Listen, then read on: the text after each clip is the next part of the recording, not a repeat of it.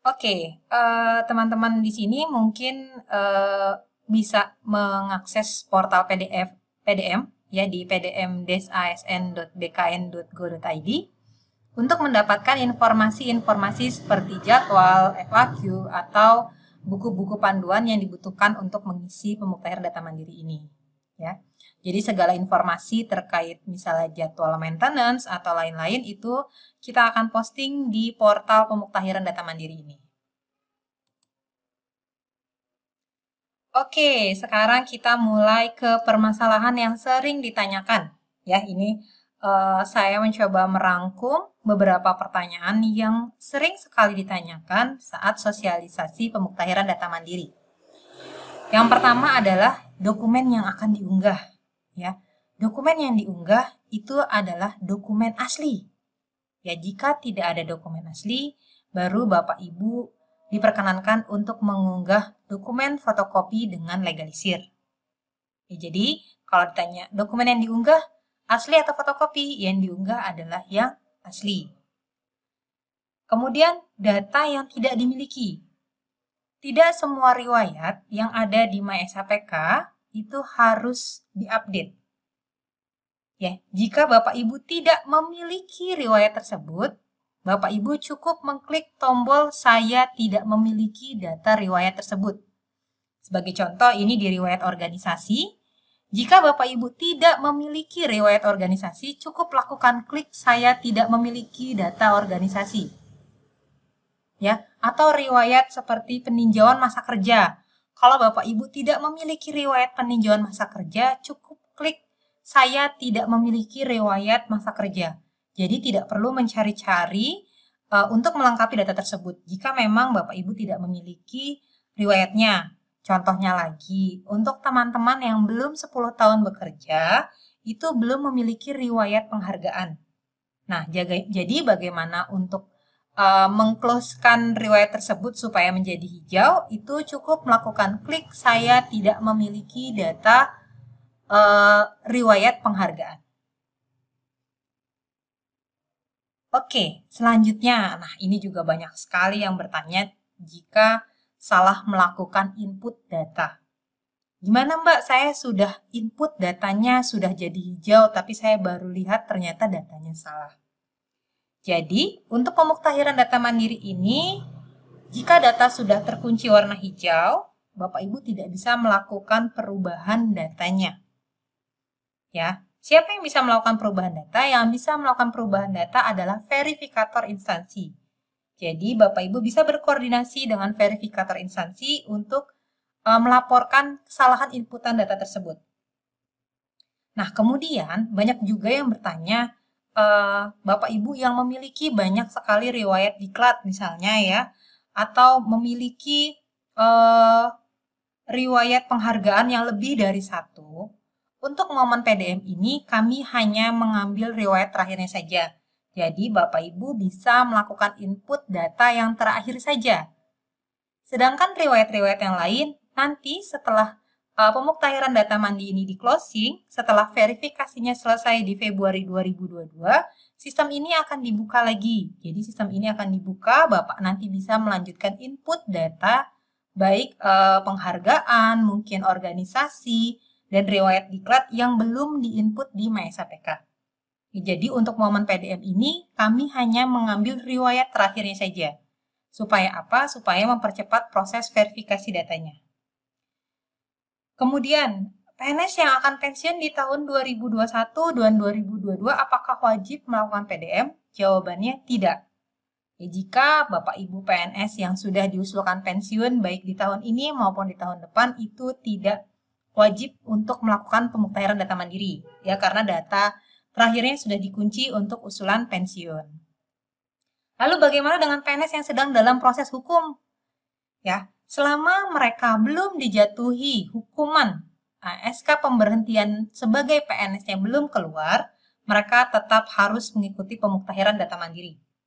Ya, jadi selama penjatuhan hukuman untuk pemberhentian sebagai PNS yang belum keluar, mereka tetap mengikuti pemuktahiran data mandiri. Kecuali jika SK hukuman pemberhentian sebagai PNS sudah keluar, tentunya mereka statusnya sebagai PNS yang diberhentikan ya. Jadi itu tidak perlu mengikuti pemuktahiran data mandiri. Nah, bagaimana untuk PNS-PNS yang dipekerjakan? Saya harus menginput data di instansi induk atau di instansi kerjanya. Jawabannya adalah di instansi tempat Bapak Ibu bekerja. Ya, untuk Bapak Ibu yang dipekerjakan misalnya Bapak Ibu dari instansi Kementerian Keuangan dipekerjakan di Bawaslu misalnya, berarti PDM-nya nanti memilih Yunor verifikasi yang ada di Bawaslu. Karena apa? Nanti saat pemilihan riwayat jabatan, tentu jabatan yang Bapak Ibu duduki bukan lagi di instansi induk Bapak, tapi di instansi tempat Bapak Ibu bekerja, yaitu di Bawaslu ya.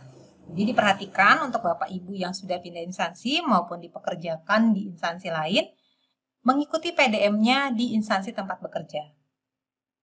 Selanjutnya untuk yang CLTN, cuti luar tanggungan negara dan tugas belajar itu juga wajib mengikuti pemuktahiran data mandiri. Jadi Bapak Ibu pengelola kepegawaian yang di unitnya ada PNS yang sedang CLTN maupun tugas belajar, silahkan diinformasikan untuk mengikuti pemuktahiran data mandiri ini. Oke, sekarang kita next. Nah, ini adalah informasi terkait dokumen pengganti terkait usul PDM ya. Seperti tadi yang sudah saya jelaskan bahwa dokumen yang diunggah itu seharusnya adalah dokumen asli. Tapi jika Bapak Ibu tidak memiliki dokumen aslinya, Bapak Ibu bisa menggantikannya dengan fotokopi legalisir, ya dilegalisir oleh SDM atau oleh universitas jika ini terkait dengan ijazah dan transkrip nilai ya. Nah, ini yang sering ditanyakan, bagaimana caranya saya mendapatkan user password untuk ke MySAPK? Ya, yang pertama kali Bapak Ibu lakukan, Bapak Ibu harus melakukan reset password ya, yaitu melakukan klik lupa password. Ini tampilan di Android, sama dengan Bapak Ibu kalau mengakses mysapk.bkn.go.id, nanti ada menu lupa password. Lalu, masukkan NIK Bapak Ibu sekalian dan email yang tercatat di BKD maupun di Biro Kepegawaian dan Biro SDM Bapak Ibu sekalian. Jadi masukkan emailnya. Jika NIK dan email sesuai, maka Bapak Ibu akan mendapatkan token. Token ini yang digunakan untuk melakukan reset password atau lupa password. Ya. Di sini Bapak Ibu bisa memasukkan password baru, kemudian token yang Bapak Ibu dapatkan di email, lalu klik reset password. Nanti akan ada keterangan reset password berhasil atau password baru Anda sudah sukses diupdate. Nah, ini tips-tips terhadap aktivasi MySAPK ya. Mungkin Bapak Ibu yang sekarang masuk ke periode 2 dan periode 3 pemuktahiran data mandiri ini, jika mengalami kendala terhadap aktivasi, pertama, pastikan email yang terdaftar di SAPK itu sesuai. Ya, saat kita melakukan permintaan reset password, di bawah itu akan ada muncul email yang tercatat di aplikasi BKN, yaitu di SAPK BKN. Walaupun ada bintang-bintangnya, kita bisa memperkirakan apa email yang tercatat di situ. Apakah tulisannya sesuai atau tidak. Nah, misalnya, pastikan tulisannya sesuai. Kalau gmail.com, ya gmail.com. Jangan sampai tertulis gmail.com. Kemudian yang kedua, jika kalau kami menyarankan untuk menggunakan email pribadi ya, jika memang institusi mewajibkan untuk menggunakan email institusi, pastikan pengelola kepegawaian melakukan whitelist. Supaya apa?